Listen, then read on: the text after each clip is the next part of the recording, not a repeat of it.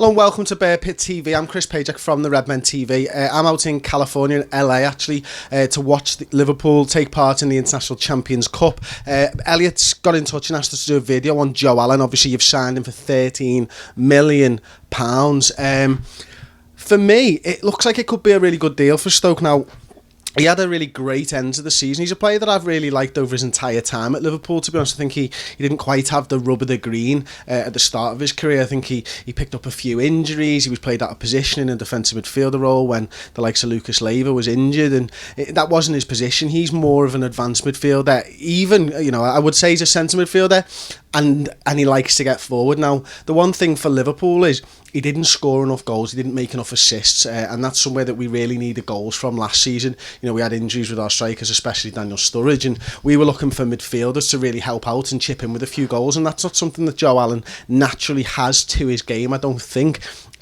What he does have, though, is this incredible ability to keep a rhythm of a game, keep the ball flowing, and I know that Stoke's style of football has changed massively since Mark Hughes has gone in, and I think he'll really sort of fit in with that. He can definitely be the sort of fulcrum, the pivot, if you will, of that midfield, and if all the balls are coming into him, he can move it on quickly. He does like to play balls forward. There was a time, maybe a year and a half ago at Liverpool, where Liverpool fans were a bit on his case about, sideways passes and too many backwards, but I think when he was played in his best position, you actually saw him play more passes forward, and, to be honest with you, a lot of Liverpool fans would have kept him. Now, I probably wasn't one of them, only because of his goal return. I don't think it was really good enough. I think you've seen where Liverpool have strengthened in Sadio Mane and Jorginho Wijnaldum, two midfielders that do like to score goals, and that's not Joe Allen's forte, as I've said. But if you want him to hold that middle of the field and create space for others with clever passing and follow his passing up so that there was always an option for them, then Joe Allen's the man to do that. Now, I think he'll do really well at Stoke. I think he'd do he went wherever he went, but I don't think his style of football fits in with Klopp's philosophy.